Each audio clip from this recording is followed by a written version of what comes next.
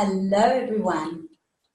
Today, I'd like to introduce you to Patricia Brooks, whose wisdom has come out in 2 books already on boldness, courage, and overcoming fear. Today, Patricia Brooks is going to share with us 2 catalysts to building self-confidence, and I'm really excited to hear what she has to say. Hi, Patricia. How are you? Hi, Bev. Thank you so much for having me today. Thank you for being with me. So, catalysts for building courage. This is a really exciting topic for me, and one I'm passionate about because I spent a lot of my life just going through the motions in life, not really living. And it wasn't until my father died that I realized that I was wasting my life.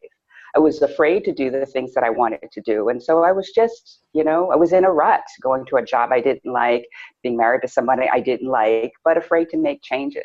And so that's why I'm really passionate about moving through your fears, building confidence, so that you can have the life that you truly want to live. And so I wrote my first book, Growing Bold, How to Overcome Fear, Build Confidence, and Love the Life You Live, after I had started to see a shift in who I was. I started to do things that were a little bolder. And so hence the title, Growing Bold. And in writing that, I unpacked how I was able to do things that were a little bolder than the shy, reserved person I had been. And I uncovered 3 main things. One was setting a meaningful goal that were based on my core values. That helped me get into action, even though I might have been afraid. And then the second 2 are shifting your perception about what's possible in the world and possible for you, and building your self-confidence, which is also a shift in your perspective.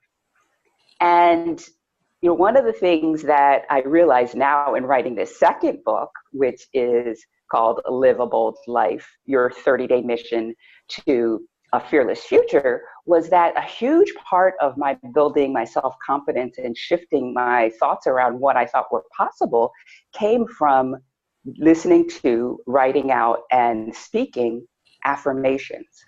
And so, yes, it's just so powerful. And it wasn't until really, a few days ago that I realized that, I'm no longer merely growing bold, I am bold, right?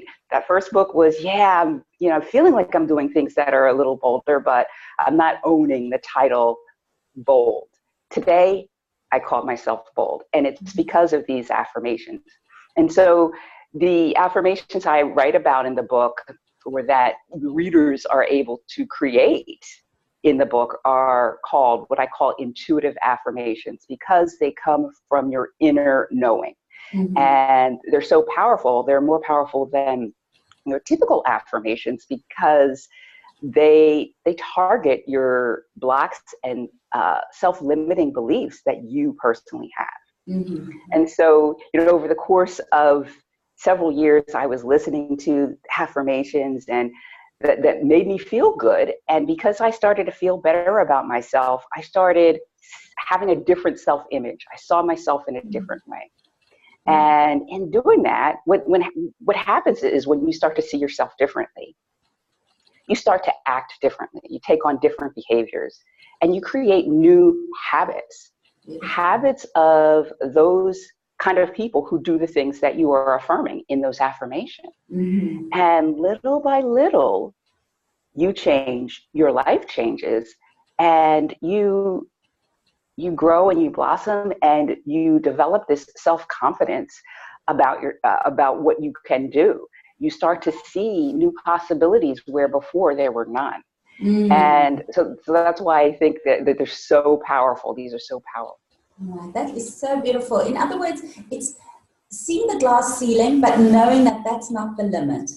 That would be one thing that I take away from you. The other thing is it's really about putting a stake in the ground and saying, I'm more committed to myself and my dreams and what I want and what I'm capable of than to any fears and doubts. Yes, yes, and that's that setting the meaningful goal, because when you have that meaningful goal, it's so powerful to you because it's based on your core beliefs that, okay, yeah, I'm afraid, but I'm more afraid of not, reaching this because this is so important to me, and that moves you Right. into action.